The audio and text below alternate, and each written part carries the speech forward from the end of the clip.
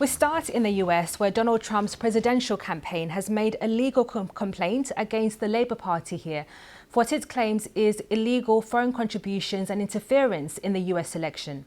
A statement from the Trump-Vance campaign says the far-left Labour Party has inspired Kamala's dangerous liberal policies and rhetoric. In recent weeks, they've recruited and sent party members to campaign for Kamala in critical battleground states, attempting to influence our election. A now-deleted social media post from a senior Labour official said that there were 10 spots available to travel to the US and that the party would sort housing for volunteers. But Labour officials say activists who have been campaigning for Kamala Harris are doing so in their personal capacity and are not organised or funded by the party. For some context, a foreign national can participate in campaign activities as long as they're not being paid for it. That's according to the Federal Election Commission. This is not the first time that either Labour or Conservative Party staff have campaigned in the US election. Our North America correspondent Peter Bowes reports. Donald J. Trump. US election interference by the Labour Party. The claim being made by Donald Trump's campaign that Britain's ruling party and Kamala Harris's campaign have broken the law. In a 6-page letter to America's election watchdog, the Federal Election Commission, a lawyer for the Trump campaign cites media reports about contact between Labour and the Harris campaign and requests an immediate investigation into blatant foreign interference with apparent illegal foreign national contributions made by the Labour Party. The row revolves around efforts by Labour to send volunteers to the states to help Kamala Harris. The letter cites this now deleted post on the networking site LinkedIn, apparently from a senior Labour official saying 10 spots were available to travel to the US and that the party would sort housing for volunteers. The Trump campaign says that suggests Labour is financially supporting volunteers. It's not illegal for foreign nationals to campaign in US elections, but they can't be paid for it.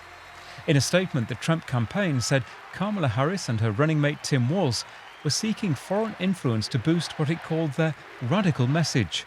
The Harris campaign's acceptance and use of this illegal foreign assistance is just another feeble attempt in a long line of anti-American election interference. Donald Trump's former ambassador to Germany, Richard Grenell, who's tipped to be part of the former president's new administration if he wins the election, told Newsnight it was a slippery slope for Labour.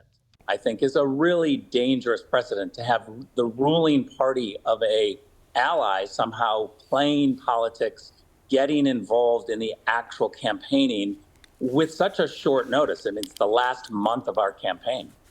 Sir Keir Starmer has played down the significance of the Trump campaign's allegations, pointing out that Labour had volunteers who'd gone to America pretty much every election, doing it in their spare time and staying with other volunteers. The Prime Minister added that he and Donald Trump had established a good relationship when they met in New York last month. Peter Bowes, BBC News.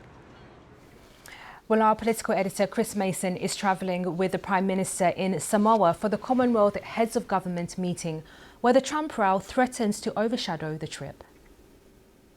Hello from Winnipeg in the Canadian province of Manitoba.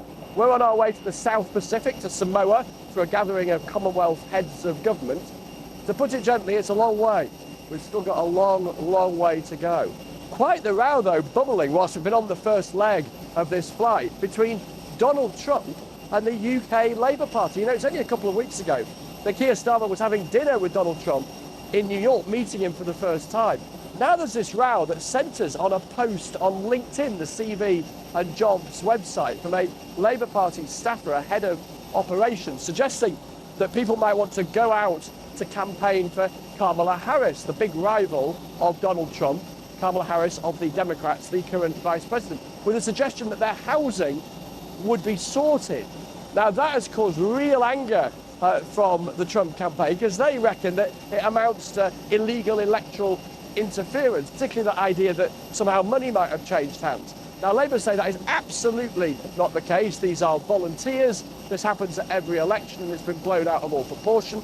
Perhaps some injudicious language and a now deleted social media posts at the heart of it. But quite the thing when we are just a couple of weeks away from the US presidential election.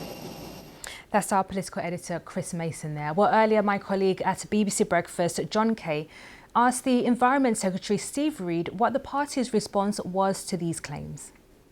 It's up to private citizens how they use their time and their money, and it's not unusual for supporters of a party in one country to go and campaign for a sister party in another. It happens both ways round and across many, many countries.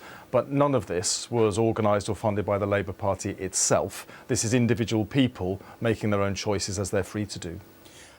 I think his complaint, though, goes to the fact that there was a post on LinkedIn, on social media, from a Labour Party manager, which has now been deleted, but which was offering some kind of help for Labour Party members who went to America to help Kamala Harris's campaign.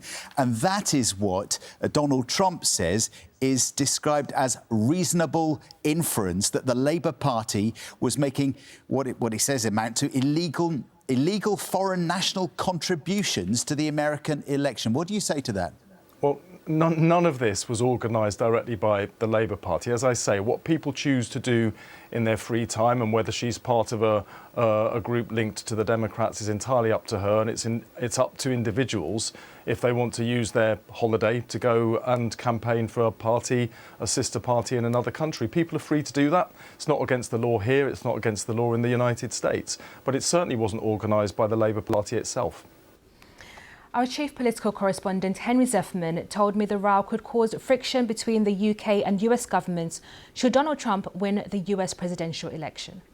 It's clearly not good. I mean, I don't think there is precedent, certainly not that I'm aware of, for a presidential campaign to be making a legal complaint about a political party that's in government in one of their closest allies. I mean, this is a very big deal. It's very unusual. Perhaps it's yet another symptom of what an unusual politician and what an unusual campaigner Donald Trump is. But then again, the Labour Party, the Labour government may well find themselves within just a couple of weeks having to deal with a very unusual former president-elect who might be returning to the White House. I think the big question here is, there's no denying this is seriously awkward and embarrassing for the Labour Party. The question is whether it is merely awkward and embarrassing but will pass within a couple of days, or whether actually this does show a level of anger from the Trump campaign that would carry over, if he wins the presidential election, into his relationship with Keir Starmer as the UK Prime Minister. If that is the case, then that elevates this from an awkward and surprising row to something much more serious indeed. Well, CBS correspondent Jared Hill told us how the story is being received in the US. This is a story that hasn't really gotten a ton of traction here in the States, at least not yet. Again, what we know is that the Trump campaign filed this lawsuit, this FEC suit, just earlier this week on Monday. And so this is starting to trickle out here. But the allegation, as you were mentioning, is that the Labour Party, they say, was sending members and staffers here to the United States to campaign on behalf of Vice President Kamala Harris. Now, what we are hearing from the Labour Party is that these are people that are doing this on their free time, in their individual capacity, their spare time. They say that's what they have done in previous elections on both sides of the political spectrum. Here, the question is going to be if this has any sort of political repercussions here in the States for either former President Trump or Vice President Harris. But again, it'll be interesting to see how this develops over the next couple of hours, if not days. Jared Hill there. So let's get more on the latest presidential campaign polling. New polls are arriving every day, each one with its slightly different take on the figures. If you look at the overall trends rather than the individual points, you see Harris retains a small lead over Trump in the national polling averages. And if we turn to the battleground states, as you can see right now, the polls are very tight in the 7 states considered battlegrounds in this election, with neither candidate having a decisive lead in any of them, according to the polling averages.